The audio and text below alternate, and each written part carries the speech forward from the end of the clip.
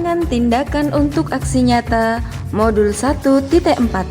Aksi nyata ini dilatar belakangi oleh belum menyeluruhnya pemahaman warga sekolah, terutama guru, tentang penerapan konsep-konsep inti budaya positif di sekolah, seperti disiplin positif, motivasi perilaku manusia, posisi kontrol guru, keyakinan kelas atau sekolah, dan penerapan restitusi.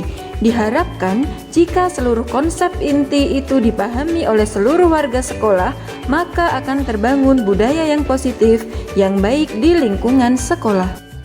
Tujuan aksi nyata ini: 1. Meningkatkan dan menguatkan pemahaman warga sekolah tentang budaya positif. 2. Terbentuknya motivasi intrinsik pada murid melalui keyakinan kelas atau sekolah. Tolok ukur aksi nyata ini adalah: 1. Terlaksananya diseminasi budaya positif di sekolah. 2. Terbentuknya keyakinan kelas. 3. Murid dan guru konsisten dalam melaksanakan keyakinan kelas. 4. Diterapkannya restitusi dalam mengatasi kasus yang terjadi. Lini masa aksi nyata ini adalah: 1. Berkoordinasi dengan kepala sekolah. 2. Melakukan diseminasi budaya positif. 3. Membuat keyakinan kelas dan memvisualisasikannya. Aksi nyata ini diperlukan dukungan dari kepala sekolah, rekan sejawat, dan murid. Berikut aksi nyata yang saya lakukan. Assalamualaikum warahmatullahi wabarakatuh. Selamat pagi Bu Kepala. Mohon maaf saya mengganggu waktu panjenengan ya Bu. Nih, di sini saya ingin menyampaikan sedikit rencana dalam hal pengibasan yang akan saya lakukan Bu. Jadi begini, kemarin kami sudah mempelajari modul pendidikan guru penggerak, yaitu modul 1.4 tentang budaya positif. Kemudian dari tugas yang diminta, kita diminta melakukan aksi nyata dengan mendiseminasikan budaya positif ke sekolah. Dan di sini saya ingin minta izin pada Ibu, ingin melakukan pengibasan terkait pemahaman saya tentang budaya positif di sekolah. Apakah diperkenankan Bu? Ya, saya perkenankan. Nanti jadwalnya atau program acaranya untuk disusun. Ya, jadi ini nanti rencananya Bu, apakah sebaiknya saya melibatkan beberapa guru atau semua dilibatkan untuk acara pengibasannya Bu? Ya, sebaiknya semua guru dilibatkan agar semua guru tahu yang ilmu yang akan dengan bagikan. Iya, jadi untuk pesertanya seluruh guru ya Bu? Ya. Pesertanya seluruh guru. Kemudian untuk acaranya Bu, itu menurut panjenengan apakah langsung ke acara inti pengibasan atau perlu disusun runtutan acara seperti kegiatan yang lainnya itu Bu? Ya, sebaiknya disusun dulu supaya nanti jelas bagaimana urut-urutannya. Ya. Ini coba saya bacakan untuk rencana susunan acaranya ya Bu. Nanti kita mulai dari pembukaan, kemudian ada sambutan dari kepala sekolah, kemudian ada menyanyikan lagu Indonesia Raya ditambah mars sekolah kita, baru acara diseminasi. Ngoten nggih Bu? Ya. Untuk waktunya menurut panjenengan dilakukannya sebaiknya dari apa ya Bu ya? Kalau misalnya minggu ini ya kita ambil saja hari Rabu, karena hari ini itu kan kayaknya semuanya ada. Kemudian untuk jamnya Bu, sekiranya nanti supaya tidak mengganggu kegiatan belajar anak-anak, jam berapa ya Bu ya sebaiknya ya? Ya, sebaiknya menunggu anak-anak sampai anak-anak pulang. Berarti mungkin kita mulainya siang ya Bu, ketika selesai anak-anak pulang dari masjid sholat zuhur ya Bu ya. Nanti undangannya saya buat 12:30 ya Bu. Kemungkinan menunggu seluruh hadir kan jam 1 bisa kita mulai. Nah itu untuk alokasinya nanti sekitar 1 jam Bu untuk penyampaian materinya. Kemudian untuk hal yang akan saya sampaikan nanti tentang apa itu budaya positif, cara menumbuhkan budaya positif di sekolah, kemudian sampai praktek melakukan restitusi. Nah itu nanti selain dengan guru-guru, rencana saya juga akan melakukan pengimbasan dengan mengajak murid-murid di kelas saya untuk membuat keyakinan kelas. Monggo disusun dan nanti terinci sesuai dengan yang diharapkan. Ya, sudah cukup Ibu untuk hari ini. Terima kasih atas waktu yang panjenengan luangkan untuk saya. Ya, semoga apa yang saya rencanakan nanti bisa berjalan dengan lancar dan hasil dari kegiatan ini berdampak untuk rekan-rekan di sekolah ini dan untuk sekolah kita. Terima kasih atas waktunya Bu. Selamat siang. Assalamualaikum warahmatullahi wabarakatuh.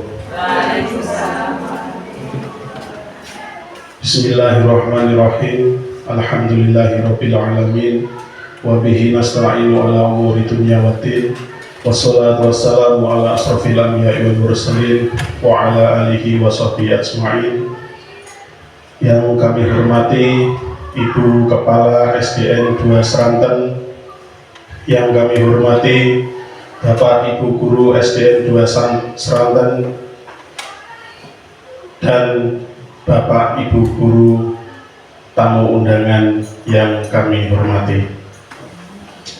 Alhamdulillah, puji syukur kehadirat Allah Subhanahu wa Ta'ala yang senantiasa melimpahkan nikmatnya kepada kita semua, sehingga kita dapat berkumpul pada siang hari ini dalam kegiatan diseminasi budaya positif di SDN 2 Sranten dalam keadaan sehat walafiat. Salawat serta salam semoga tercurahkan kepada junjungan kita Nabi Agung Muhammad SAW. Semoga kita mendapat syafaat beliau sampai di yaumul akhir nanti. Amin Allahumma amin. Di sini saya sebagai pembawa acara akan membacakan susunan acara pada siang hari ini. Yang pertama, pembukaan. Acara yang kedua, menyanyikan lagu Indonesia Raya dan Mars SDN 2 Sranten. Dilanjutkan acara yang ketiga, sambutan kepala sekolah. Acara yang keempat adalah doa, dan acara yang kelima diseminasi budaya positif, dan acara yang terakhir yaitu penutup. Untuk menyingkat waktu, mari kita buka acara diseminasi pada siang hari ini dengan membaca basmalah bersama-sama. Bismillahirrahmanirrahim. Terima kasih, semoga dengan bacaan basmalah tadi dapat memperlancar acara pada siang hari ini. Acara yang kedua, sambutan kepala sekolah kepada Ibu Umi Zubaidah, kami persilahkan. Assalamualaikum warahmatullahi wabarakatuh.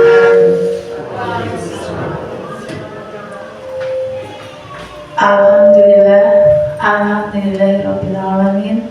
Wassalatu wassalamu ala asrofil anbiya'i wal mursalin wa ala alihi wa sahbihi ajmain, amma ba'du. Yang saya hormati Bapak Ibu Guru SDN 2 Sranten, dan yang saya hormati pula para tamu undangan yang hadir di SDN 2 Sranten ini. Pertama yang utama, marilah kita panjatkan puji syukur kehadirat Allah Subhanahu wa Ta'ala yang telah memberikan kesehatan kepada kita semua, sehingga pada siang hari ini kita dapat berkumpul di ruang SDN 2 Sranten ini dalam keadaan sehat walafiat. Tak lupa salawat serta salam kita haturkan kepada junjungan kita Nabi Muhammad Sallallahu Alaihi Wasallam yang senantiasa kita nantikan syafaatnya sampai dengan hari yaumul qiyamah. Amin. Bapak Ibu, perkenankan di sini sebagai orang yang dituakan ingin menyampaikan beberapa patah kata.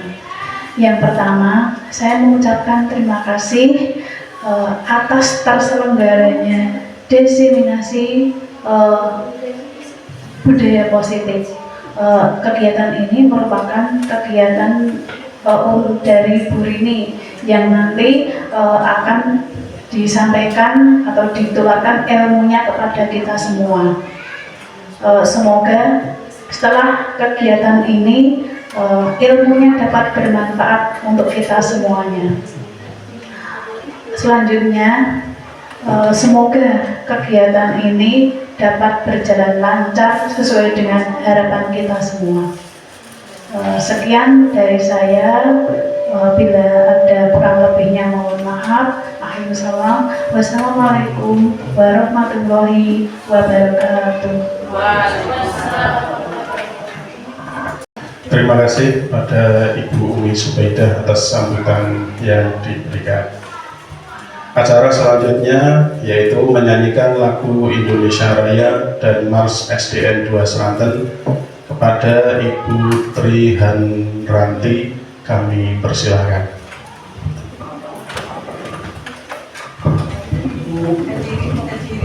Hadirin dimohon berdiri.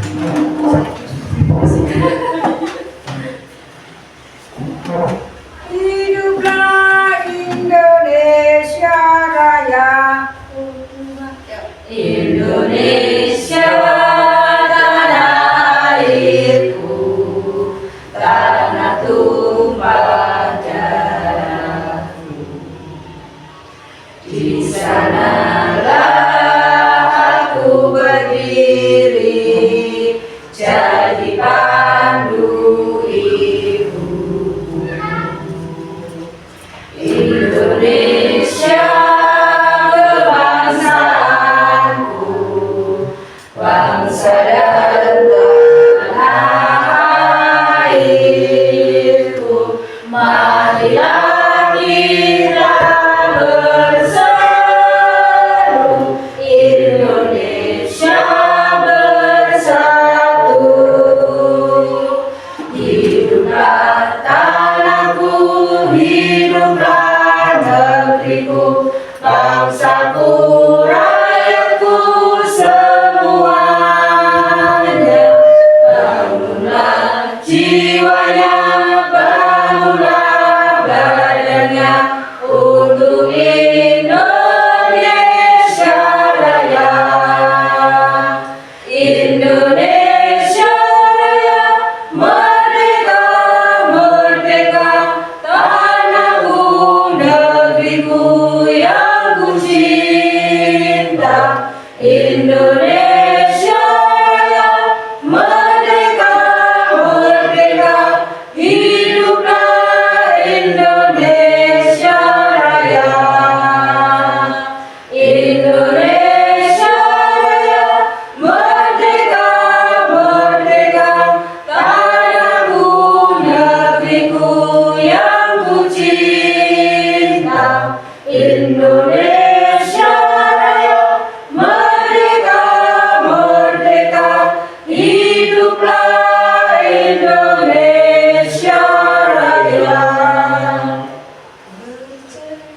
Berjaya selalu di hati 12 Dharma Bakti SDN 2 Seranten.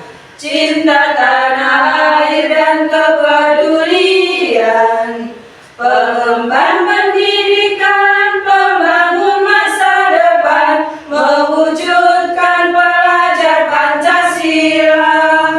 Derap langkah maju bersama, mengikuti perkembangan dunia.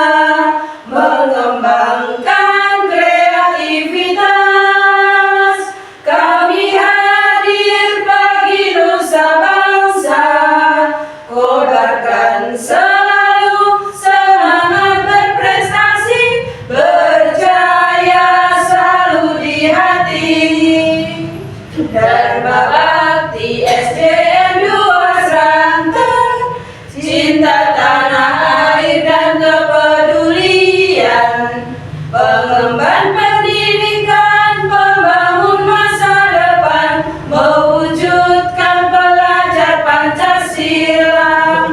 Derap langkah maju bersama, mengikuti perkembangan dunia, mengembangkan kreativitas. Kami hadir bagi nusa bangsa, kobarkan selalu semangat berprestasi, berjaya selalu di hati.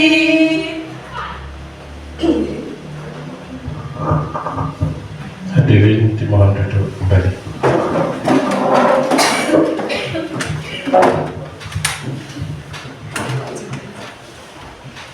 Dilanjutkan acara yang keempat adalah doa kepada Ibu Hani Uswatun Hasanah. Kami persilahkan.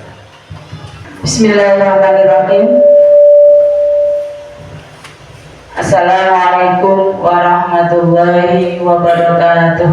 Waalaikumsalam warahmatullahi wabarakatuh. Alhamdulillahirabbil alamin. Assalatu wassalamu ala asrofil anbiya'i wal mursalin wa ala alihi wa sahbihi ajma'in, amma ba'd. Bapak Ibu, marilah sejenak kita menundukkan kepala, berdoa semoga acara diseminasi budaya positif oleh Ibu Ida Sulistiarini di SDN 2 Selatan ini berjalan dengan lancar dan diridhai oleh Allah Subhanahu wa taala. Bismillahirrahmanirrahim. Rabbi shrah li sadri wa yassir li amri wahlul 'uqdatam min lisani yafqahu qawli. Ya Allah, lapangkanlah dadaku, mudahkanlah segala urusanku, dan lepaskanlah kekakuan dari lidahku, agar mereka mengerti perkataanku.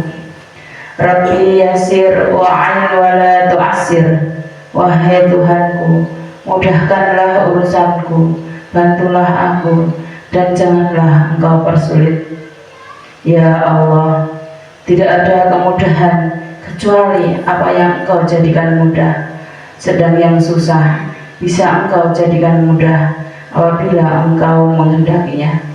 Rabbana atina fid dunya hasanah wa fil akhirati hasanah wa qina adzabannar wa qina adzabannar wa qina adzabannar walhamdulillahi rabbil alamin. Wassalamualaikum warahmatullahi wabarakatuh. Terima kasih. Dilanjutkan acara yang kelima, yaitu diseminasi positif yang akan disampaikan oleh Ibu Ida Sulistiarini SPD. Kepada Ibu Ida Sulistiarini SPD kami persilahkan.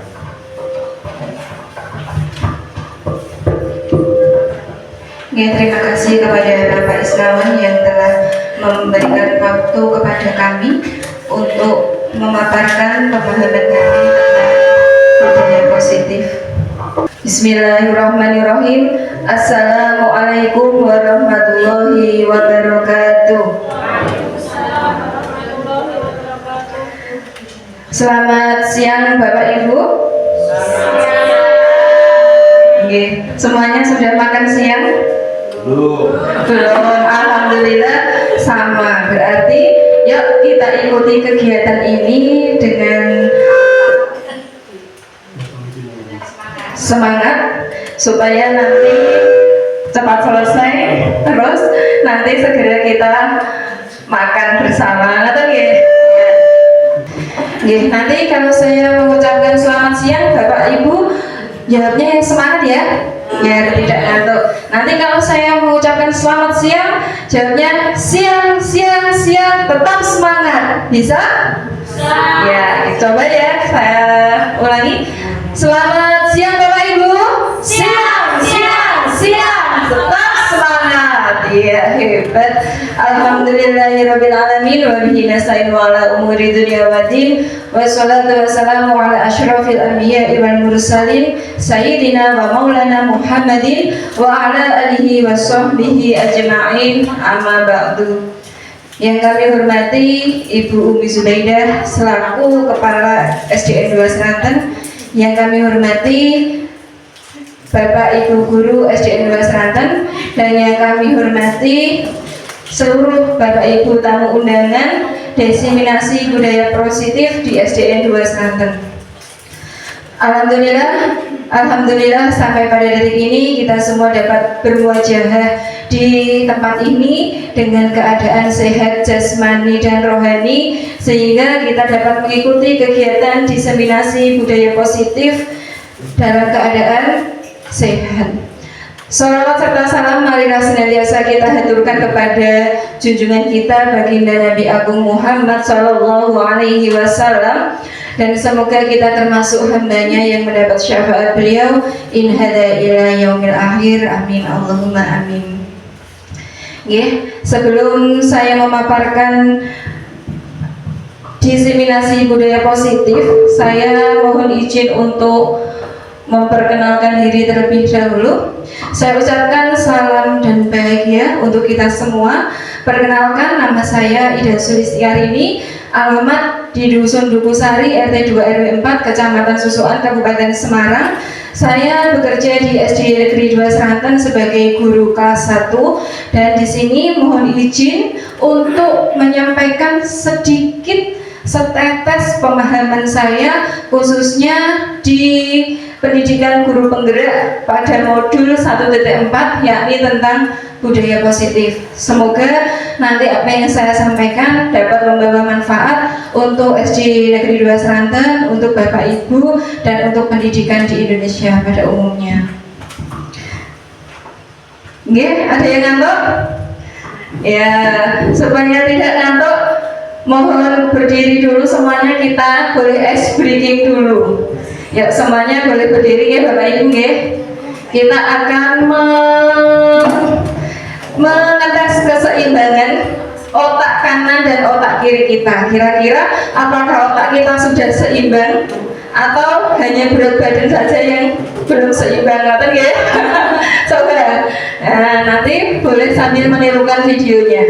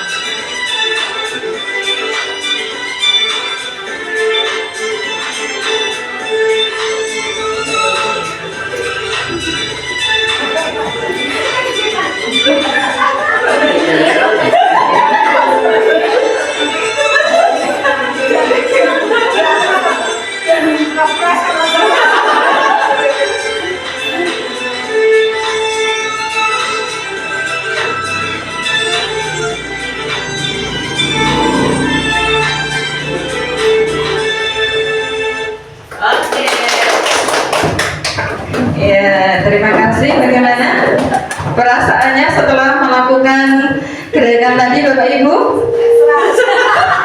Menjadi terganggu sedikit. Bu Dimas menjadi terganggu sedikit. Apanya? Oh, kejiwaannya ya. Nah, tadi itu salah satu senam untuk menyeimbangkan otak kanan dan otak kiri ya.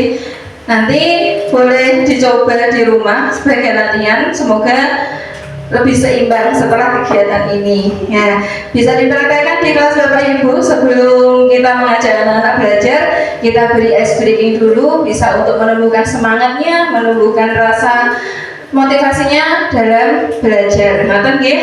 Ya, terima kasih. Untuk selanjutnya, berikut capaian pembelajaran yang akan kita capai pada diseminasi hari ini. Capaian yang pertama, peserta akan memahami konsep budaya positif yang di dalamnya terdapat konsep perubahan paradigma, stimulus respon, dan teori kontrol. 3. Teori motivasi perilaku manusia, motivasi internal dan eksternal, keyakinan kelas, hukuman dan penghargaan, 5. Kebutuhan dasar manusia, 5. Posisi kontrol, dan segitiga restitusi. Kemudian terkait capaian pembelajaran yang kedua, menerapkan strategi disiplin positif yang memerdekakan murid untuk menciptakan ekosistem sekolah yang aman, nyaman, dan berpihak pada murid. Nih. Sebelum masuk ke materi, coba kita jawab bersama-sama terkait pertanyaan pemantik ini. Untuk yang pertama, apakah Anda setuju dengan pernyataan ini? Yang pertama, hukuman dapat mendisiplinkan anak. Setuju Bapak Ibu? Setuju? Setuju jawabannya nggih. Kemudian coba yang kedua.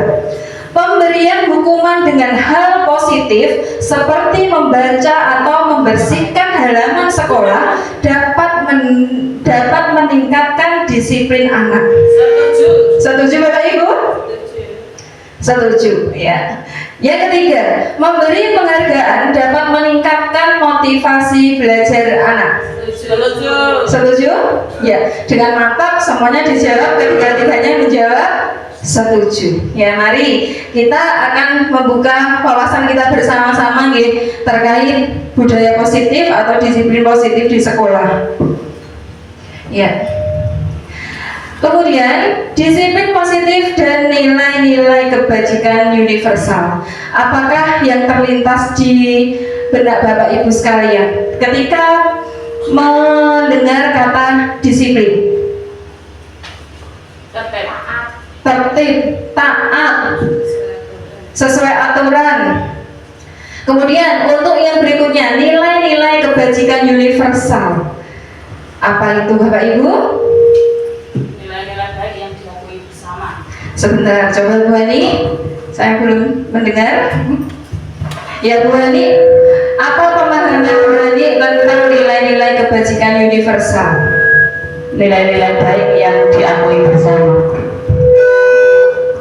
Nilai-nilai baik yang diakui bersama, luar biasa. Coba, nah kita akan memahami terkait ini bersama-sama ya Bapak Ibu, tentang apakah itu disiplin positif, kemudian apa itu nilai-nilai kebajikan universal. Nih, yang harus kita lakukan pertama, marilah kita melakukan perubahan pada paradigma, yakni coba kita akan mempraktekkan. Di sini ada kegiatan kepalan tangan. Ada A dan B. Sobeklah secari kertas kecil, tuliskan benda atau sesuatu yang sangat berharga untuk Anda. Letakkan di salah satu tangan Anda dan genggam benda atau sesuatu tersebut dengan segala daya kekuatan yang Anda miliki. Buatlah sebuah kepalan. Kemudian teman yang B akan mencoba dengan sekuat tenaga dengan berbagai cara untuk meminta Anda memberikan benda tersebut. B bisa membujuk, mengancam, menghardik, merayu, menyuap, apa saja agar dapat membuka kepalan tangan Anda. Kira-kira apa yang terjadi Bapak Ibu? Mempertahankan. Mempertahankan. Apakah benar? Coba. Saya minta bantuan 2 orang. Kita akan praktek bersama-sama ya Bapak Ibu ya. Yang satu akan berperan menjadi A, ngepalke tangan. Kemudian yang satu menjadi B, melakukan membujuk, mengancam, menghardik, merayu atau menyuap. Yo, siapa yang mau maju? Yang bersedia untuk menjadi A dan B? Enggak, yang pandai merayu? Ya, maju ke depan sini ya, biar teman-teman dapat menyaksikan kira-kira nanti apa yang akan terjadi. Tulisnya sekarang. Ya, Bu Hani, ya ini Bu Hani akan berperan menjadi A. Menjadi A. Silakan Bu Hani menuliskan sesuatu yang paling berharga pada hidup Bu Hani di secangkir kertas ini. Tidak boleh lebih dari ini ya Bu. Yang paling berharga saja. Yang mau menjadi B? Yang mau menjadi B? Bu Dimas? Yang biasa merayu, ya, mikrofonnya dipegang ya. Ya, ini Bapak Ibu ya, kita saksikan bersama nanti kira-kira bagaimana atau apa yang akan dilakukan Bu Dimas dan Bu Hani terkait kegiatan ini. Ya Bu Hani. Ya coba Bu Dimas, Bu Hani dibujuk dulu biar mau membuka kepalanya. Itu langsung pilihan ancam Di tangan ada isinya. Ini Rahasia. rahasia ya Bu ya. Tapi saya pengen tahu Bu, di dalamnya itu ada apa? Boleh? Nggak boleh ya?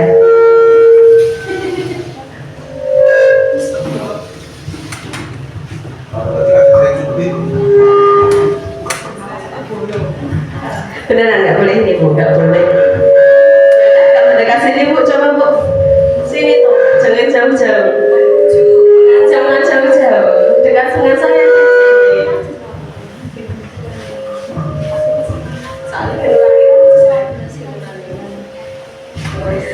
Boleh saya pegang tangannya Bu? Boleh. Itu sebentar saja.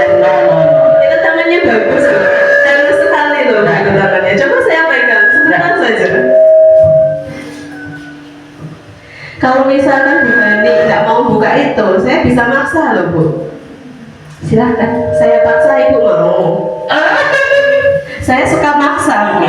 Saya bisa dengan cara halus, saya juga bisa dengan cara yang kasar. Coba, sekarang Bu Hani maunya dengan cara yang apa? Sedang.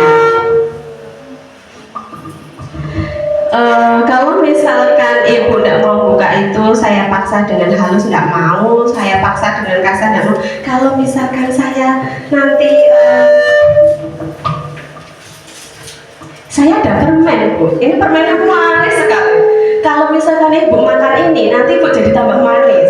Tapi nanti saya kasihkan, tapi dengan catatan saya mau lihat yang ada di tangannya Ibu itu, boleh kan? Enggak. Ini manis loh Bu. Saya manis sekali Bu. Nanti Ibu tambah manis dan suaminya nanti makin coba. Kita coba dulu aja Bu. Dikit aja. Tak buka. Enggak. Coba sini tuh enggak. Ini berarti maunya dia. Kok malah dia berasa dimaksa?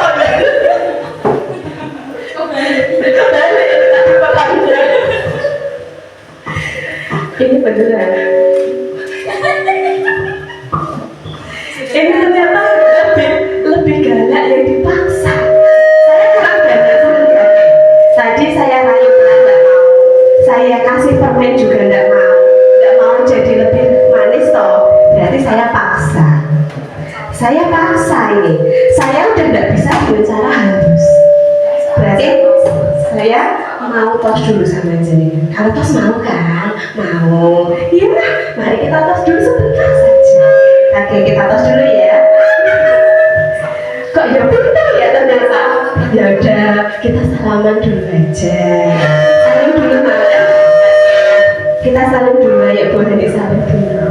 Salim itu pakai tangan kanan boleh. Ini beneran loh, nggak mau ya? Gimana?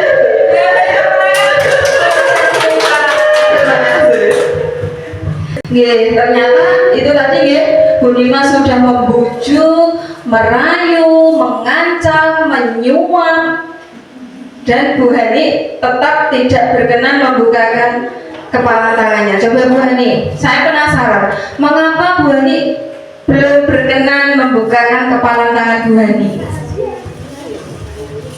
Rahasia. Oh, termasuk ditanya belum mau menjawab deh. Apa jangan-jangan tidak tahu alasannya apa? Nggih, dari simulasi tadi Bapak Ibu, apa yang dapat Bapak Ibu simpulkan? Bahwa Bu Hani sudah dirayu sedemikian rupa, bahkan sampai terakhir diajak salaman, dia tetap bersih kekeh tidak mau membukakan kepala tangannya. Bagaimana coba Bu Ina? Bu Ina, coba Bu Ina. Bu Ida, kesimpulan dari kegiatan tadi, dari kegiatannya Bu Nimas dan juga Bu Hani. Bu Hani menjadi A-nya itu yang memegang teguh kepala tangannya. Jadi kesimpulannya itu, apa yang berharga bagi kita itu harus kita pegang teguh seperti itu. Dari ancaman-ancaman di luar. Jadi apa yang berharga bagi kita harus kita jaga dan harus kita perhatikan serta harus kita rawat seperti itu Bu Ida. Jadi apa yang berharga bagi diri kita harus kita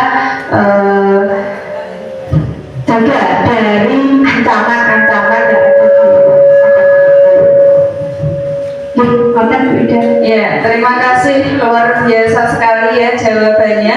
Jadi itu Bapak Ibu, ternyata siapa yang dapat menentukan hal yang akan kita lakukan atau keputusan yang akan kita ambil adalah diri kita sendiri. Meskipun orang lain merayu kita, memaksa, merayu, bahkan menyuap sampai mengancam, kalau diri kita sendiri memutuskan tetap tidak ingin membuka kepala tangan kita, maka orang lain tetap tidak bisa. Nah, apa kaitannya dengan pendidikan kita, dengan murid-murid kita Bapak Ibu? Ini perubahan paradigma teori kontrol atau ilusi kontrol. Yang pertama, bahwa Bapak Ibu hanyalah ilusi kalau dikatakan guru dapat mengontrol muridnya. Karena tadi ternyata sesungguhnya yang bisa mengontrol diri kita adalah diri kita sendiri. Hanyalah ilusi bahwa kritik dan membuat orang merasa bersalah dapat menguatkan karakter. Dan hanyalah ilusi belaka bahwa semua penguatan positif, efektif, dan bermanfaat. Dan hanyalah ilusi bahwa orang dewasa memiliki hak untuk memaksa. Silakan direfleksikan bagaimana kita dalam kehidupan sehari-hari kepada anak didik kita, kepada murid-murid kita. Apakah kita termasuk salah satu orang dewasa yang memaksakan kehendak pada murid kita? Nah, ini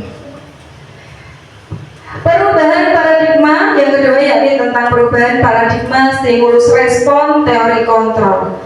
Siapa yang sesungguhnya memiliki kontrol? Nah, ini kita akan mengubah dari stimulus respon menuju teori kontrol. Yang awalnya kita mencoba mengubah orang agar berpandangan sama dengan kita. Pada teori kontrol, kita berusaha memahami pandangan orang lain tentang dunia. Jadi kita tidak bisa berpandangan sempit sesuai dengan pandangan kita sendiri. Itu pada teori kontrol. Ini yang perlu perlahan kita ubah. Yang kedua, perilaku buruk dilihat sebagai suatu kesalahan Itu kalau stimulus respon. Contoh, ada anak memukul temannya, otomatis kita memandangnya anak yang memukul tadi melakukan suatu kesalahan. Tapi mari kita ubah paradigma bahwa semua perilaku memiliki tujuan. Kita dekati, dia memukul temannya pasti ada tujuannya, ada alasannya. Kemudian yang ketiga, orang lain bisa mengontrol saya.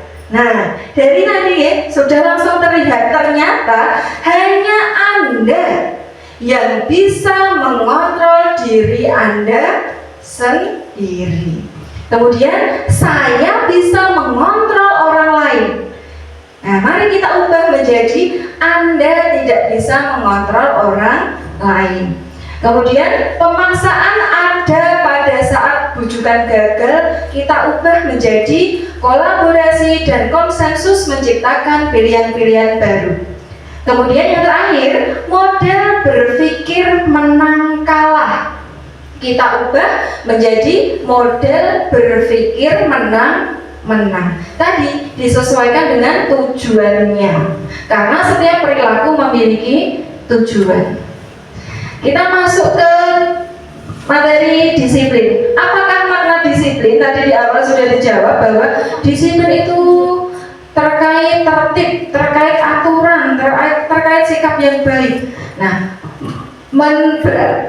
disiplin berasal dari bahasa Latin yakni disciplina, yang artinya belajar. Nah, makna asal dari kata itu berkonotasi dengan disiplin diri dari murid-murid Socrates dan Plato. Ada yang kenal dengan Socrates dan Plato?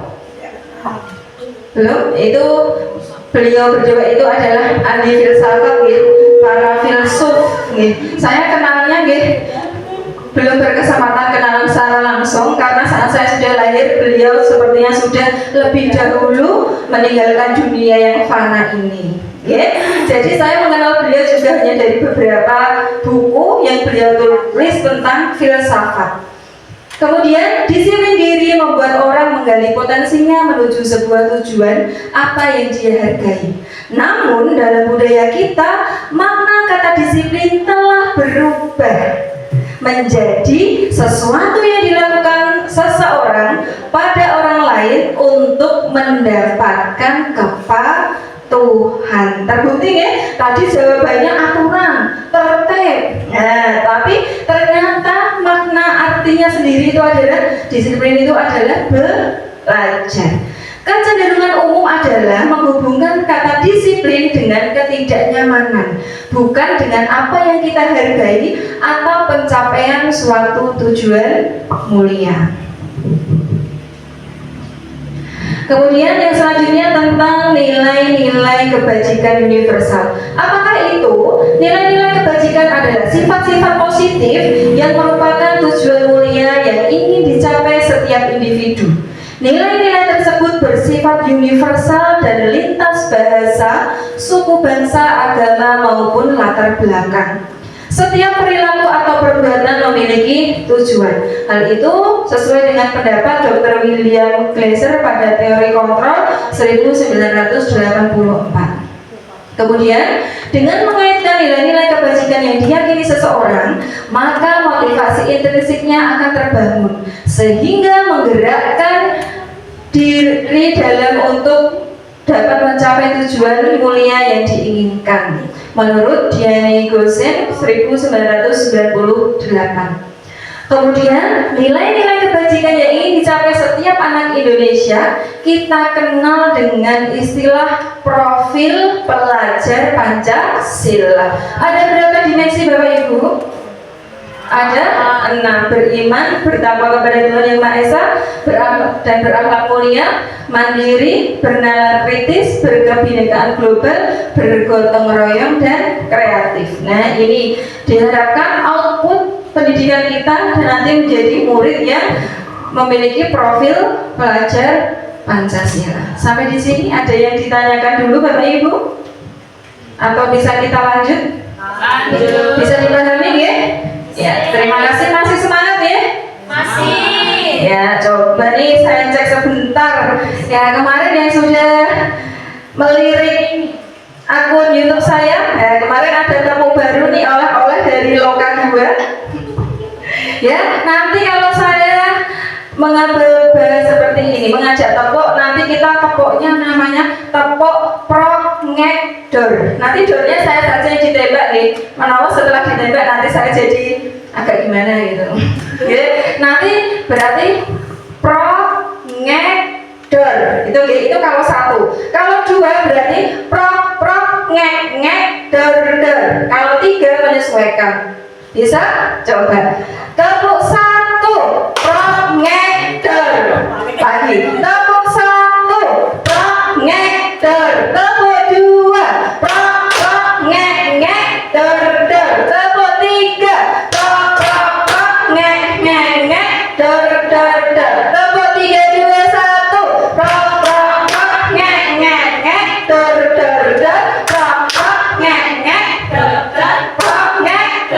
hebat. Tepuk tangan. Ternyata meskipun sudah siang masih semangat ya, masih konsentrasi. Ya, kita lanjut pada materi berikutnya, yakni tentang teori motivasi, hukuman dan penghargaan serta restitusi. Nah, ini nanti tadi di awal Bapak Ibu sudah menjawab, apakah benar menghukum dapat mendisiplinkan anak? Setuju. Apakah benar memberi penghargaan dapat meningkatkan motivasi anak dalam belajar? Setuju. Gitu ya. Mari kita cek jawaban Bapak Ibu dengan teori kontrol.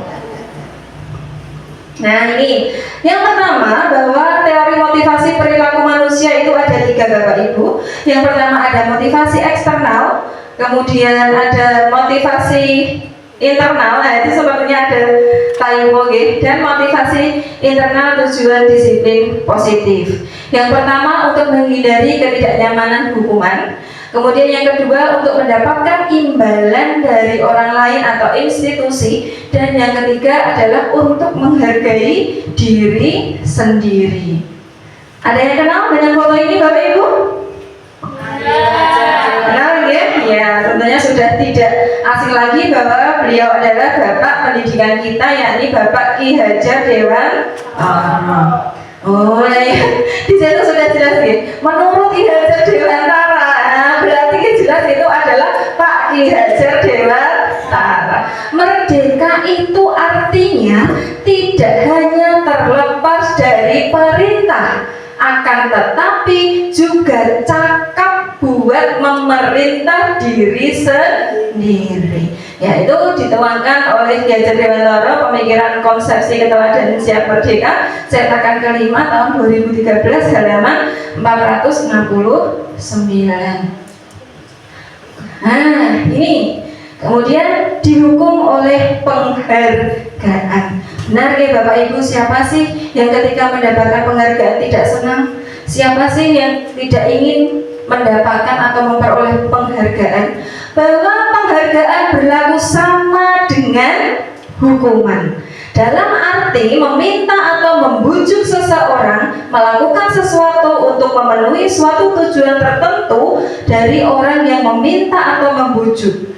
Dorongannya eksternal dan akan ada faktor ketergantungan. Misal, ya anak nanti yang selesai nomor 1, Bu Guru kasih hadiah permen. Besok lagi ketika anak-anak selesai nomor 1 pasti akan tergantung meminta hadiah permen kepada kita. Kemudian beberapa dampak dari pemberian penghargaan. Nah, ini dampaknya: pengaruh jangka pendek dan jangka panjang. Kemudian penghargaan itu menghukum, penghargaan mengurangi ketepatan, penghargaan juga tidak efektif karena hanya sebatas saat itu saja, tidak berkelanjutan efeknya. Kemudian penghargaan dapat merusak hubungan. Lantas apa yang perlu kita lakukan? Yakni kita akan berikut bentuk program kebajikan atau apresiasi. Dalam memberikan apresiasi atau pengakuan perlu diingat beberapa hal. Yang pertama, beri pengakuan secara khusus. Yang kedua, beri pengakuan secara pribadi. Yang ketiga, beri pengakuan kepada murid secara bergantian. Kemudian beri pengakuan secara konsisten dan fokus pada prosesnya. Jadi ini nggih Bapak Ibu nggih, harus semua diberi penghargaan, diberi apresiasi. Yang diberi apresiasi tidak hanya mereka saja yang berhasil, namun kita lebih memberi apresiasi pada proses yang telah dilakukan. Contoh pengakuan atau apresiasi kebajikan. Nah ini pembuka, kita buka dengan kata kemarin saya perhatikan. Kemudian nilai kebajikannya, rasa empatimu besar sekali. Nah, situasinya pada saat menolong murid baru di kelas kita. Kemudian pada situasi membantu teman-teman di tugas kelompok. Nah, ini saya menghargai. Kemudian nilai kebajikannya kepedulianmu dan seterusnya. Nah, ini deh kita akan coba mengulas sedikit pengetahuan kita tentang hukuman atau konsekuensi. Di sini ada 8 pernyataan. Itu nanti silakan Bapak Ibu, saya akan membagikan sticky note. Nanti jawaban Bapak Ibu dituliskan pada sticky note. Kemudian kalau sudah selesai boleh ditempel di kertas plano di sebelah kanan saya. Ya, nanti misal nomor 1 nih, nomor 1 mencatat 100 kali di dalam buku dengan kalimat saya tidak akan terlambat lagi karena terlambat ke sekolah. Nah, pernah melakukan seperti itu Bapak Ibu? Apakah itu hukuman atau itu konsekuensi dari murid kita karena tidak disiplin terlambat tadi? Nah, itu nanti sampai pernyataan yang ke-8. Saya bagi dulu sticky note-nya.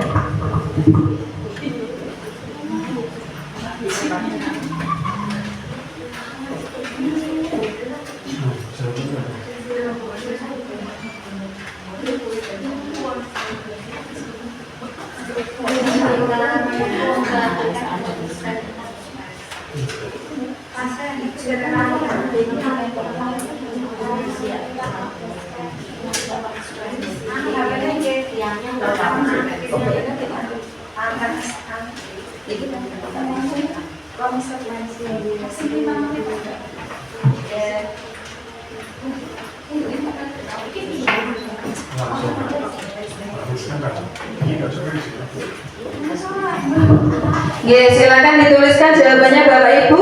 Boleh hasilnya ditempelkan di kertas plano sebelah kanan sini yang masuk ke dalam hukuman jenengan tempel di hukuman. Kemudian yang termasuk konsekuensi kita tempel di konsekuensi. Ada tabel di sini.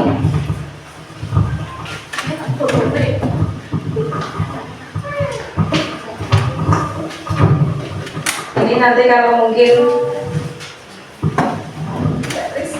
bisa. Oh iya.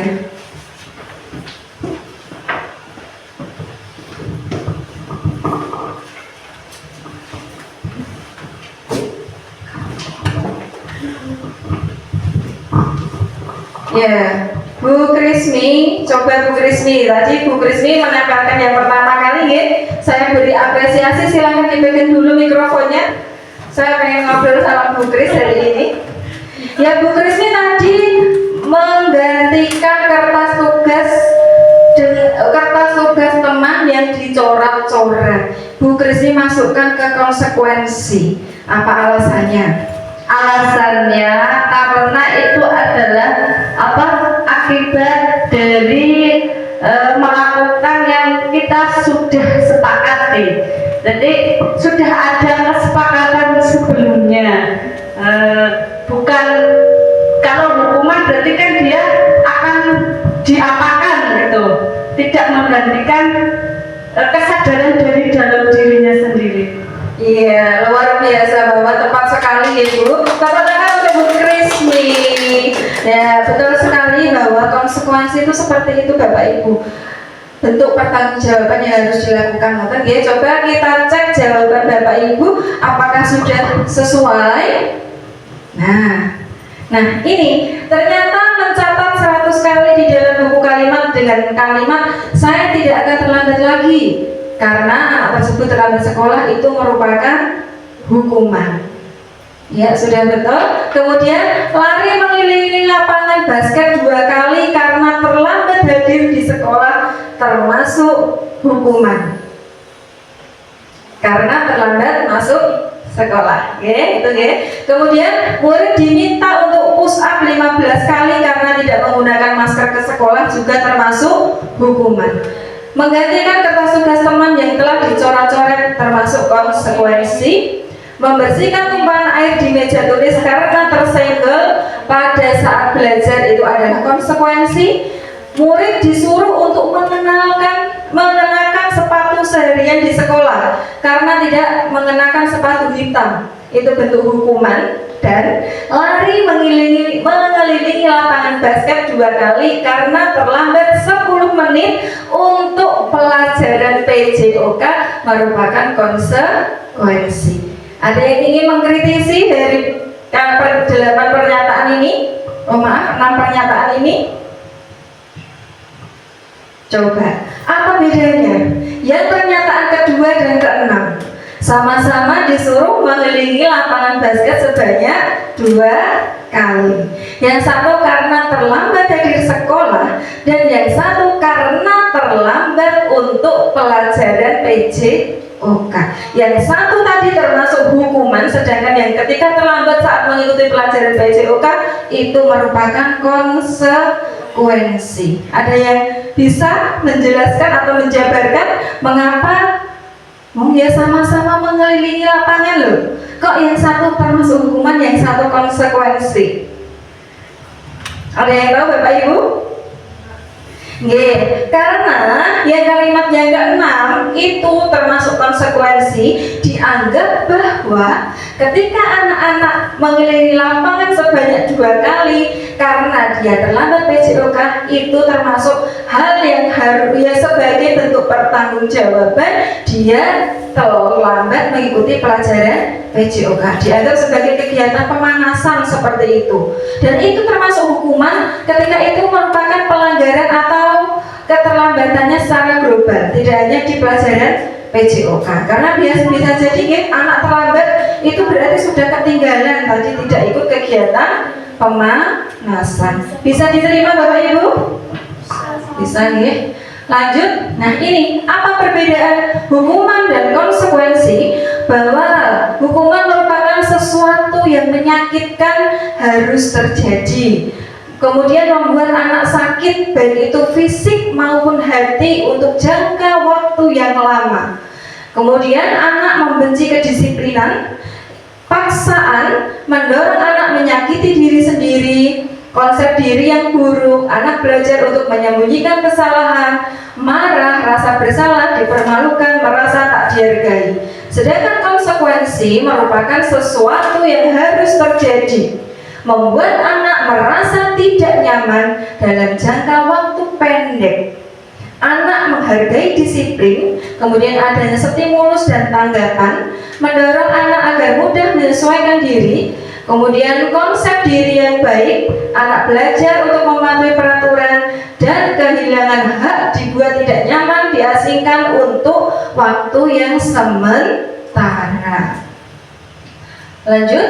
Nah, sedangkan apakah itu restitusi? Nah, restitusi adalah proses menciptakan kondisi bagi murid untuk memperbaiki kesalahan mereka, sehingga mereka bisa kembali pada kelompok mereka dengan karakter yang lebih kuat. Restitusi juga merupakan proses kolaboratif yang mengajarkan murid untuk mencari solusi untuk masalah mereka dan membantu murid berpikir tentang orang seperti apa mereka ini. Mereka ingin menjadi tujuan mulia dan bagaimana mereka harus memperlakukan orang lain. Nah, ada 9 ciri-ciri restitusi. Yang pertama, bukan untuk menebus kesalahan, namun untuk belajar dari kesalahan. Yang kedua, memperbaiki hubungan. Kemudian yang ketiga, tawaran, bukan paksaan. Yang keempat, restitusi menuntut untuk melihat ke dalam diri. Restitusi mencari kebutuhan dasar yang mendasari tindakan. Restitusi diri adalah cara yang paling baik. Restitusi fokus pada karakter, bukan tindakan. Restitusi fokus pada solusi. Dan restitusi mengembalikan murid yang berbuat salah pada kelompoknya. Nah, untuk membudayakan budaya positif di sekolah, ya, kita harus membuat yang namanya ini Bapak Ibu. Kita dapat melaksanakannya dengan membuat keyakinan kelas. Apakah ada Bapak Ibu di sini yang sudah pernah membuat keyakinan kelas? Sudah? Sudah? Bu Nova sudah pernah membuat keyakinan kelas, Bu? Sudah, Bu. Sudah. Ya, contohnya apa Bu keyakinan kelas yang ada di kelas panjenengan? Langsung ke Contoh, iya. yaitu datang tepat waktu, Oh, datang tepat waktu. Apalagi Bu Nova? membuang sampah pada tempatnya, Mm-mm. makan waktu istirahat, belajar dengan nyaman. Nah, luar biasa sekali ya keyakinan kelas yang sudah Bu Nova buat di kelasnya. Nah, Bapak Ibu, mengapa tidak peraturan saja? Nah, selama ini yang lebih dekat dengan kita itu adalah tentang peraturan. Mengapa harus keyakinan kelas? Ya, mengapa kita memiliki peraturan harus menggunakan helm bila mengendarai kendaraan roda 2? Mengapa kita memiliki peraturan 3M menggunakan masker, mencuci tangan, dan menjaga jarak 1,5 meter? Mengapa kita memiliki peraturan harus datang tepat waktu pada saat mengikuti pelatihan? Nah, untuk mendukung motivasi intrinsik, kembali ke nilai-nilai atau keyakinan-keyakinan lebih menggerakkan seseorang dibandingkan mengikuti serangkaian peraturan. Nah, ini budaya positif ya. Yang pertama diawali dengan membuat peraturan kelas itu kita ubah menjadi keyakinan kelas. Ya, kemudian dari keyakinan kelas kita akan terbentuk lingkungan yang positif. Kalau lingkungannya sudah positif, otomatis di sekolah kita akan tercipta budaya yang positif. Nah, ini coba kita akan bersama-sama membuat keyakinan kelas ya Bapak Ibu. Ini dari yang semula peraturan ya. Kalau peraturan itu kata-katanya mungkin agak yang negatif ya. Kalau yang keyakinan kelas itu kita positifkan ya supaya anak-anak terbiasa menggunakan kata-kata yang positif. Di sini ada 8. Coba nanti masing-masing dari Bapak Ibu, ya, saya beri tugas untuk mengubah peraturan yang ada menjadi keyakinan kelas. Nanti silakan ditulis, ya.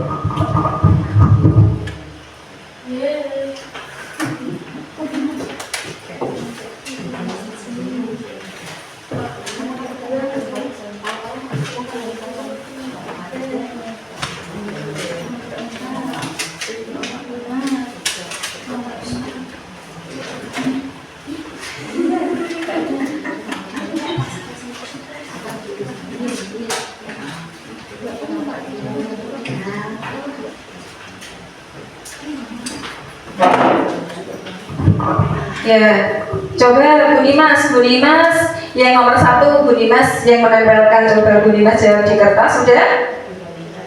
Oh ya, Bu Tri nanti nomor 2 ya Bu Tri, Bu Hani nomor 3, Bu Kris nomor 4, Mas Isna nomor 5, Bu Nova nomor 6, Bu Ina nomor 7. Ya, monggo yang sudah selesai menuliskan keyakinan kelas sesuai nomor yang saya sebutkan boleh ditempel di kertas paro sebelah kanan saya.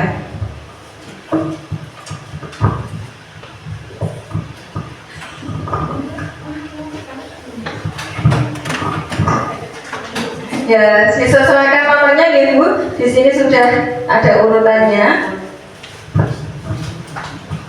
Ya, ini selalu kembalikan buku ke tempatnya, diubah menjadi tanggung jawab. Dilarang mengganggu orang lain, diubah menjadi menghormati orang lain.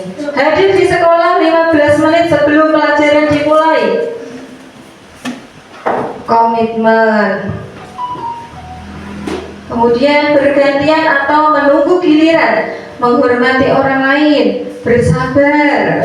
Guru PAI ini dia jawabannya, bersabar. Menggunakan masker, kesehatan, keselamatan, ya betul. Jangan berlari di kelas atau koridor, adalah kesehatan dan keamanan. Nah, coba kita cek bersama Bapak Ibu. Ya, jawaban yang Bapak Ibu sampaikan sudah tepat ya, bahwa itu contoh kalimat yang bisa kita gunakan untuk keyakinan kelas. Dan keyakinan kelas ini tadi sesuai dengan nilai-nilai kebajikan universal yang sudah ada dan diyakini bersama. Nah, lantas setelah kita mengetahui sampai restitusi, kita harus tahu kebutuhan dasar manusia, bahwa manusia memiliki kebutuhan dasar. Ya. Kemudian ada yang tahu kebutuhan dasar manusia apa saja? Makan. Apa saja? Sandang. Sandang. Apakah itu kebutuhan manusia? Yo, Bu Krismi, Bu Krismi. Janji saya. Betul. Di sini kita butuh untuk dicintai dan disayangi. Ada lagi? Diterima. Ada lagi? Papan. Nah, itu termasuk sandang, pangan, papan, apa itu termasuk kebutuhan bertahan hidup. Nah, diringkas menjadi itu Ibu ini biar slide-nya nanti tidak sampai bawah. Terlalu banyak kalau dijabarkan satu persatu. Ya, bahwa kebutuhan dasar manusia itu ada tadi ya, dicintai, disayangi, diterima, penguasaan, bertahan hidup, kebebasan, kepuasan, itu ya. Dan disebutkan Bu Ani tadi termasuk kebutuhan untuk bertahan hidup. Lanjut ke 5 posisi kontrol. Nah, ini Bapak Ibu, selama ini coba nanti kita refleksi bersama. Diri saya ini, saya menempatkan posisi diri saya di posisi yang mana? Apakah yang pertama saya itu sebagai penghukum atau pembuat orang merasa bersalah, atau saya menempatkan diri sebagai teman, sebagai pemantau, atau sebagai manajer? Nah, ini ya contoh kalau penghukum. Guru sebagai penghukum berarti menghardik, menunjuk-nunjuk, menyakiti, menyindir. Nah, apakah pernah melakukan itu Bapak Ibu? Pernah? Ya, sama. Saya sendiri juga pernah. Kemudian kalau membuat orang merasa bersalah, nih biasanya berceramah dan mengatakan seharusnya, ya, atau dengan kalimat ibu kecewa, kamu tadi ini. Terus misalnya ini, kamu seharusnya, kamu sudah tahu, ibu lelah sekali. Nah, kemudian kalau kita sebagai teman, membuatkan alasan-alasan untuk muridnya, kalimatnya pun lebih dekat ya dengan anak-anak, dengan murid-murid. Ayolah, lakukan demi ibu. Nah, misalnya seperti itu. Kemudian, masa kamu tidak mau? Ingat tidak ibu pernah bantu kamu seperti ini. Nah, namun ini jika kita menempatkan diri pada posisi penghukum dan pembuat orang merasa bersalah, itu nanti kita akan mengantarkan anak menuju pribadi yang gagal. Sementara 3 posisi kontrol lainnya itu adalah yang mengarahkan anak menuju posisi yang sukses atau berhasil. Dan yang paling bagus itu yang posisi kontrol sebagai manajer. Kita ajukan pertanyaan-pertanyaan kepada murid kita. Kemudian kita tanya alasannya apa dia berbuat seperti itu, dan akan dia lakukan untuk memperbaiki kesalahannya. Kalau di lingkup sekolah dasar, rasanya kita lebih seringnya menempatkan posisi kontrol kita sebagai teman dan pemantau. Kalau pemantau itu pegangannya peraturan biasanya gitu. Apa peraturannya? Apa peraturan yang kamu langgar? Seperti itu. Nah, bagaimana cara kita menyelesaikan atau membantu murid kita dalam menyelesaikan masalahnya, yakni menggunakan segitiga restitusi. Apa saja langkahnya? Yang pertama, menstabilkan identitas, bahwa indikatornya setiap orang pasti pernah melakukan kesalahan dan kamu bukan satu-satunya yang pernah melakukan ini. Kemudian yang kedua, validasi kebutuhan atau validasi tindakan yang salah. Kita tanyakan alasannya apa, mengapa dia berbuat seperti itu. Kemudian adakah cara yang lebih efektif untuk mendapatkan apa yang kamu butuhkan. Nah, ketika anak-anak berbuat salah, pasti ada kebutuhan yang yang belum tercukupi, ada kebutuhan yang belum tercukupi. Dan yang ketiga, menanyakan keyakinan, yakni nilai-nilai apa yang telah kita sepakati dan kamu ingin menjadi orang yang seperti apa. Nah, ini ya, pada tahap menstabilkan identitas, guru berkata berbuat salah itu hal yang manusiawi, tidak ada yang manusia yang sempurna dan lain sebagainya. Kemudian pada tahap validasi kebutuhan, guru biasanya mengatakan kamu bisa saja kan melakukan hal yang lebih buruk, tapi kamu tidak melakukannya kan. Kemudian apa yang penting bagi kamu dan lain sebagainya. Dan pada tahap menanyakan keyakinan, nah, apa nilai yang kita percaya di kelas atau sekolah kita. Kemudian kelas yang ideal itu seperti apa sih? Nah, seperti itu ya Bapak Ibu. Nah, dan ini tentang peta konsep atau ringkasan materi hari ini tentang disiplin. Anda tidak bisa mengontrol orang lain, hanya Anda yang bisa mengontrol diri Anda dan lain sebagainya. Sampai di sini Bapak Ibu ada yang ingin ditanyakan tentang sampai pada segitiga restitusi? Silakan, boleh bertanya.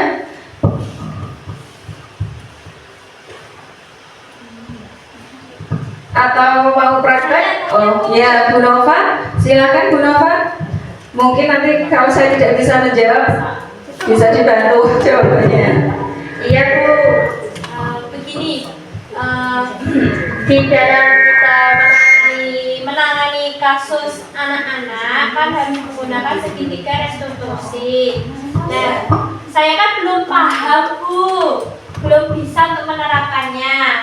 Nah, yang saya tanyakan di sini, ketika saya menghadapi anak yang tidak bisa diatur Bu, nah, itu bagaimana Bu saya menghadapinya? Contoh tidak bisa diaturnya seperti apa? Ya, tidak bisa diatur kan banyak hal tidak mau mendengarkan, terus dia suka ternyata dia ketika dia keluar itu izinnya ke toilet, tapi dia malah jajan, seperti itu Bu. Nah, seperti itu. Ya, Bu. Ya, caranya mengatasi murid yang seperti itu. Ya, yuk Bu Nova biar lebih paham, yuk saya ajak praktek. Bu Nova maju. Saya ajak praktek. Ini Bapak Ibu, saya akan mempraktekkan cara melakukan segitiga restitusi pada kasus muridnya Bu Nova yang susah atau sulit dikontrol, yang suka izin ke belakang tapi ternyata malah ke toilet, izin ke toilet tapi ternyata malah pergi ke kantin. Mikrofonnya jadi dipakai. Oh, bergantian, ya Bu Nova. Ini Anda sebagai murid, misal Bu Nova ini murid yang tadi Bapak Ibu, yang izin ke toilet tapi ternyata malah ke kantin. Sebagai guru, nah ini kalau posisi penghukum, nah seperti itu. Kamu sudah tahu jam pelajaran malah jajan. Nah, merasa bersalah. Nova, kamu tahu kan, ibu itu sudah bersungguh-sungguh mengajar. Lah kok kamu itu katanya ke toilet malah jajan? Apa kamu nggak merasa riko atau bersalah sama bu guru? Itu kalau sebagai posisi yang bersalah. Nah itu nanti mengarahkan pada murid yang beridentitas gagal. Ini kalau segitiga restitusi kita pertama harus menstabilkan identitas. Misalnya Mbak Nova, apakah Mbak Nova tahu mengapa hari ini Bu Guru panggil ke sini? Tidak, Bu. Tidak. Tadi pas jam pelajaran matematika, Mbak Nova izin ke toilet ya? Iya, Bu. Tapi tadi ibu kantin ada yang bilang sama Bu Guru, katanya Mbak Nova beli jajan ya? Aduh, tahu, Bu. Nah, Tahu ya? iya, Mbak Nova. Mbak Nova, menurut Mbak Nova itu hal yang salah apa benar? Saat pelajaran malah Mbak Nova beli jajan. Benar apa salah Mbak Nova? Salah, Bu. Salah. Iya, betul sekali perbuatan Mbak Nova itu perbuatan yang salah. Tapi Mbak Nova tidak apa-apa. Berbuat salah itu hal yang wajar. Dan semua orang pasti pernah berbuat kesalahan. Yang terpenting adalah Mbak Nova nanti mau memperbaiki kesalahan yang Mbak Nova buat. Mbak Nova apakah bersedia memperbaiki kesalahannya? Mau, Bu. Mau. Sekarang Bu Guru bantu ya. Coba Bu Guru percaya Mbak Nova melakukan hal seperti itu pasti ada alasannya kan? Mengapa Mbak Nova kok malah beli jajan saat jam pelajaran? Lapar, Bu. Lapar. Berarti Mbak Nova kebutuhannya ada yang tidak terpenuhi, yakni kebutuhan untuk bertahan hidup ya Mbak Nova. Takutnya kalau pelajaran terus Bu Guru nanti aku pingsan. Kalau pingsan, kalau aku mati gimana Bu Guru? Begitu. Nah, iya Mbak Nova. Ternyata ada kebutuhan yang Mbak Nova khawatir untuk tidak terpenuhi ya Mbak Nova. Mbak Nova, menurut Mbak Nova, apakah iya dari pagi sampai siang kita tidak ada waktu istirahat Mbak Nova? Ada, Bu. Ada. Saat jam istirahat biasanya Mbak Nova apa yang Mbak Nova lakukan? Ya ke kantin, Bu. Sama mainan. Nah itu kira-kira Mbak Nova kalau saat yang lainnya istirahat Mbak Nova diajak belajar sendiri apa Mbak Nova mau? Nggak mau, Bu. Ya kan berarti kalau temennya jajan Mbak Nova juga pengennya ikut jajan. Iya. Nah berarti besok lagi kalau temennya pelajaran Mbak Nova juga harus ikut pelajaran. Mbak Nova ingat tidak? Di kelas kita ada satu keyakinan, yakni belajar dengan sungguh-sungguh. Dengan bersikap seperti tadi, apa Mbak Nova merasa melanggar keyakinan kelas kita? Iya, Bu. Nah, bagaimana perasaannya Mbak Nova setelah tahu bahwa Mbak Nova itu melanggar keyakinan kelas kita? Merasa sedih, Bu. Merasa sedih. Terus, adakah hal yang ingin Mbak Nova lakukan? Saya berjanji, Bu. Saya akan berusaha untuk menahan lapar saya, Bu, saat pelajaran. Oh, menahan lapar Mbak Nova. Kalau lapar sebaiknya jangan ditahan-tahan, tapi lebih disiasati. Mungkin sebelum pelajaran dari rumah Mbak Nova makan dulu yang kenyang ya. Iya, Bu. Jadi Mbak Nova mulai besok sebelum ikut pelajaran harus sudah kenyang dulu ya Mbak Nova ya. Tapi kalau sudah kenyang ya terus jangan ngantuk ya Mbak Nova ya. Nanti takutnya kekenyangan malah ngantuk. Nah Mbak Nova berarti tahu ya cara memperbaikinya. Mulai besok disiapkan dulu perutnya kenyang, sudah minum, sudah makan biar tidak jajan, kuat sampai waktu istirahat. Satu lagi, mulai kapan nih Mbak Nova mau melakukan ini? Besok, Bu. Besok? Iya, berarti mulai besok Bu Guru sudah tidak akan melihat lagi Mbak Nova izin ke toilet tapi malah perginya ke kantin ya? Iya, Bu. Iya, hebat sekali Mbak Nova, karena Mbak Nova sudah tahu letak kesalahan dan tahu cara memperbaiki kesalahannya, maka Mbak Nova boleh kembali bermain dengan teman-temannya. Terima kasih Mbak Nova. Ya, tepuk tangan untuk Bu Nova. Oke, lebih kurangnya seperti itu Bapak Ibu, yang namanya segitiga ketiga restitusi, itu kita beri pertanyaan-pertanyaan kepada murid kita. Kita mengarahkan murid kita untuk mencari solusi sendiri dari masalah yang ia lakukan sendiri. Jadi tidak perlu nih, Nova pokoknya sesok kowe bontot, mak bontot tok, ora usah jajan, tidak perlu dipaksa seperti itu. Ada lagi yang ingin ditanyakan? Cukup? Iya. Kalau sudah cukup, mari kita simpulkan ya.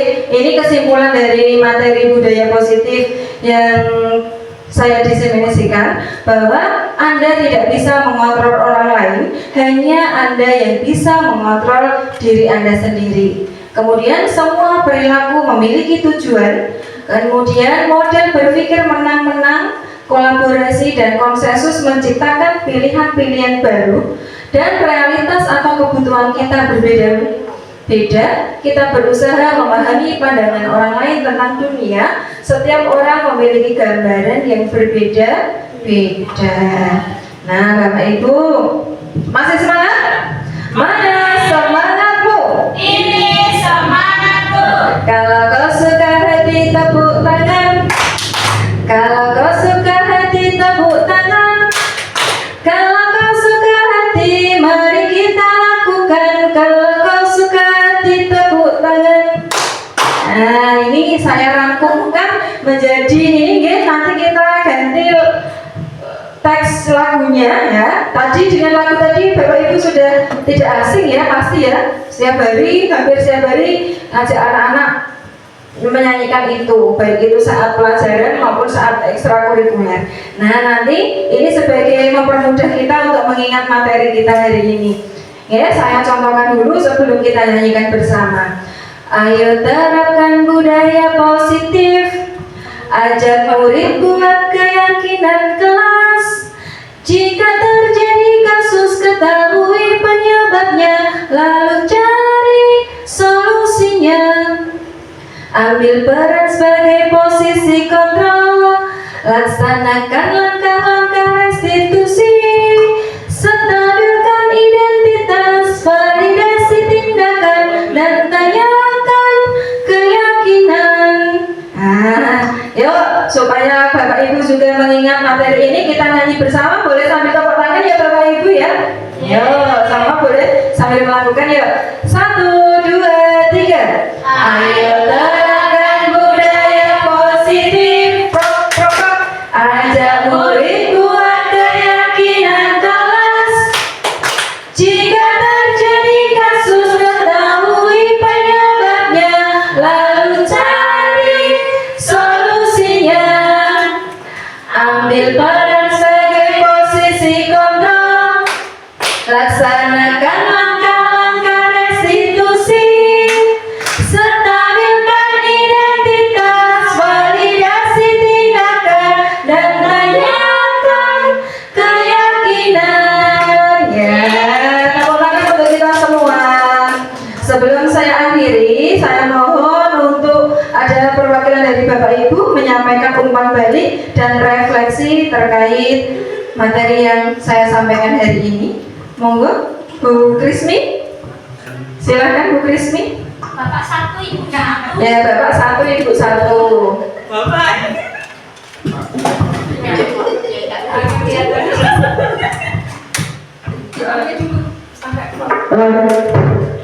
Kegiatan ini sangat bermanfaat sekali, membuka cakrawala di mana dulunya saya tidak tahu tentang apa itu budaya positif dan bagaimana saya menempatkan diri sebagai posisi kontrol saya terhadap murid ketika menangani masalah-masalah kedisiplinan murid. Sekarang jadi lebih terbuka dan mempunyai wawasan bahwa kita sebagai seorang guru ketika menangani kasus kedisiplinan murid itu dengan memposisikan diri sebagai posisi manajer dan dengan menggunakan langkah-langkah restitusi tentunya.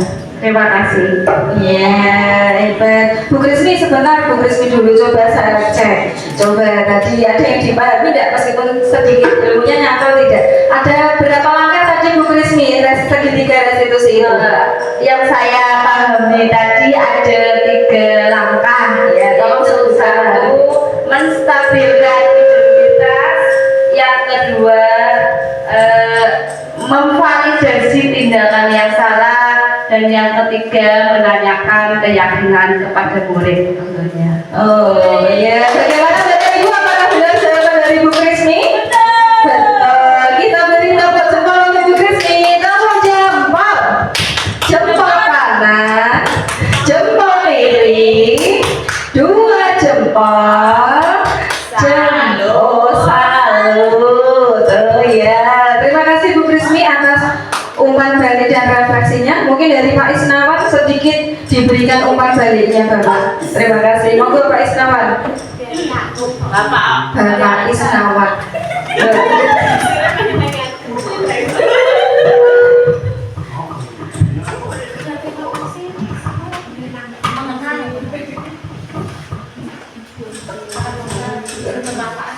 Terima kasih. Dari kegiatan diseminasi budaya positif ini, apa yang disampaikan oleh Bu Ida sangat bermanfaat. Jadi seperti apa yang dikatakan tadi Bu Kris, bahwa menjadi ilmu tambah bagi kita dalam mengatasi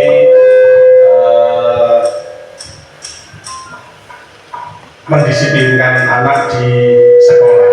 Jadi semacam kita membuka mindset dan membuka pola pikir bahwa penanganan mendisiplinkan anak itu tidak semata-mata dilakukan untuk semacam menuduh ya Bu ya. Jadi ada cara yang lebih ke yang baik hasilnya untuk anak itu. Terima kasih. Ya, luar biasa tepuk tangan untuk Pak Isnawan. Ya, terima kasih Bapak. Dan sebelum saya akhiri, berikut adalah daftar bacaan yang saya gunakan untuk membuat materi ini. Saya belajar dari modul 1.4 tentang budaya positif dengan tim pengembang Andri Nur Cahyani SPDMS, Diah Samsiati Rajasa MSc, dan Dr. Murti Ayu Wijayanti MPD. Ya, masih ada lagi yang ingin ditanyakan Bapak Ibu? Oke, terima kasih. Sekiranya saya ucapkan terima kasih atas partisipasi Bapak Ibu dalam kegiatan diseminasi budaya positif di SDN 2 Seraten. Semoga apa yang saya sampaikan dapat membawa kebermanfaatan untuk kita semua, dan jika ada salah itu murni mutlak dari saya, dan jika pun ada benarnya itu semata-mata hanya dari Allah Subhanahu wa taala. Mohon untuk dimaafkan atas segala salah dan hilang. Dan terakhir dari saya, salam dan bahagia. Terima kasih. Wassalamualaikum warahmatullahi wabarakatuh. Waalaikumsalam warahmatullahi wabarakatuh. Waktu saya kembalikan kepada prawara acara. Terima kasih. Acara demi acara sudah kita laksanakan. Saya selaku pembawa acara mengucapkan terima kasih. Apabila ada kata-kata yang kurang berkenan, baik itu disengaja maupun tidak disengaja, saya mohon maaf yang sebesar-besarnya. Mari kita tutup acara ini dengan bacaan hamdalah bersama-sama.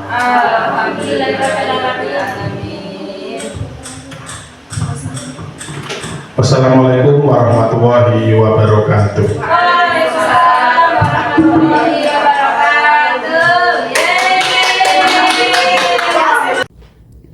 Assalamualaikum warahmatullahi wabarakatuh. Saya Krismiati. Saya sangat senang sekali mengikuti kegiatan diseminasi budaya positif oleh Ibu Ida Sulistyorini. Kegiatan ini memberi banyak manfaat untuk guru, khususnya saya, agar dapat menerapkan disiplin positif dan budaya positif di sekolah saya, dan memberikan banyak manfaat sekali dalam menangani kasus-kasus siswa dengan baik, yaitu dengan segitiga restitusi. Untuk Ibu Ida sendiri, majulah terus untuk membawa perubahan dunia pendidikan. Semangat! Wassalamualaikum warahmatullahi wabarakatuh. Assalamualaikum. Perkenalkan, saya Bu Nova. Kemarin saya sudah mengikuti diseminasi yang dipaparkan oleh Bu Ida. Alhamdulillah dari diseminasi yang sudah dipaparkan, saya sekarang bisa untuk menerapkan keyakinan kelas di kelas saya. Kemudian saya juga bisa bagaimana cara menangani anak yang berkasus dengan segitiga restitusi. Kedepannya semoga Bu Ida selalu sukses dan lancar untuk pendidikan calon guru penggerak. Terima kasih.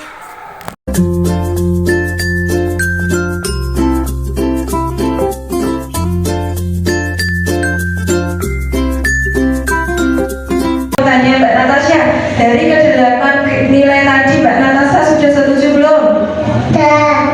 Mas Arif setuju belum? Sudah. Kemudian Mas Dery setuju belum? Mbak Natasha, Mbak Rafania setuju belum? Sudah. Alhamdulillah, berarti semua sudah sepakat ya, sudah setuju ya. Coba Mas Zidan maju. Bu Rini minta tolong yang lain mendengarkan ya. Mas Zidan akan membacakan kesimpulan dari 8 nilai yang menjadi keyakinan kelas 1. Kelas 1. Disiplin. 2. Belajar dengan sungguh-sungguh. 3. Saling menghormati. 4. Saling menyayangi. 5. Menjaga kebersihan. 6. Gotong royong. 7. Jujur. 8. jujur. Nama saya Alif. Saya senang untuk membuat keyakinan kelas. Nama saya Farid. Saya murid kelas 1. Saya senang diajak membuat keyakinan kelas. Setelah membuat keyakinan kelas, kemudian kami memvisualisasikan keyakinan kelas yang telah kami sepakati dan kami tempelkan di dinding kelas.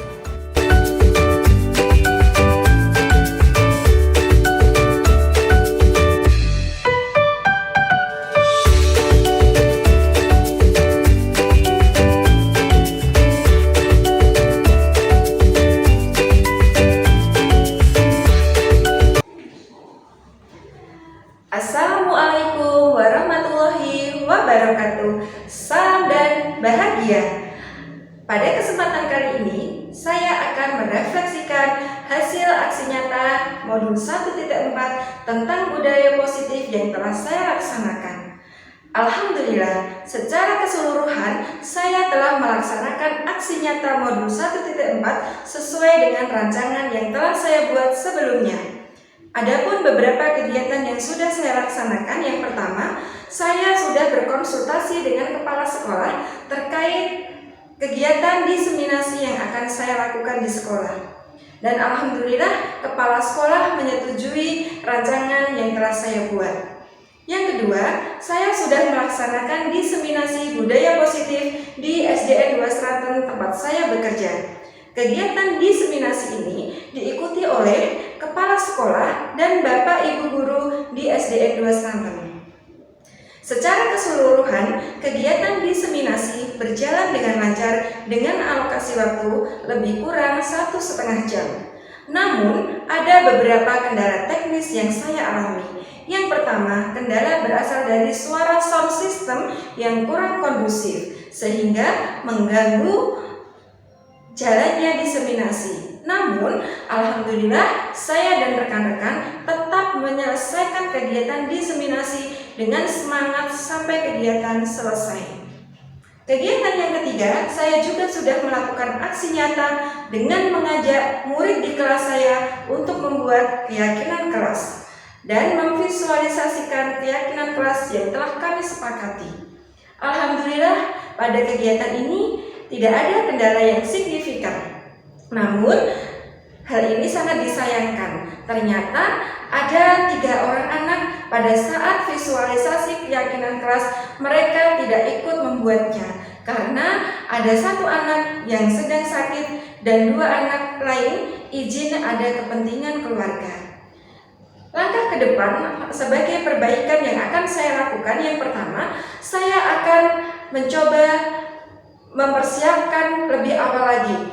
Terutama, saya akan mengecek seluruh perangkat yang akan saya gunakan dalam kegiatan diseminasi, supaya jika ada kendala atau kekurangan dapat saya perbaiki dan saya sikapi sebelum kegiatan diseminasi dilaksanakan. Kemudian, untuk langkah yang berikutnya, saya akan mencoba memperbaiki dengan cara mencari waktu yang tepat di mana anak dapat berangkat semua, sehingga anak dapat terlibat secara keseluruhan dalam kegiatan visualisasi keyakinan kelas. Demikian refleksi yang dapat saya berikan, semoga bermanfaat. Terima kasih, salam dan bahagia. Demikian rangkaian kegiatan aksi nyata modul 1.4 yang telah saya laksanakan. Semoga bermanfaat dan terus menginspirasi. Salam dan bahagia. Salam guru penggerak. Sampai jumpa di lain kesempatan.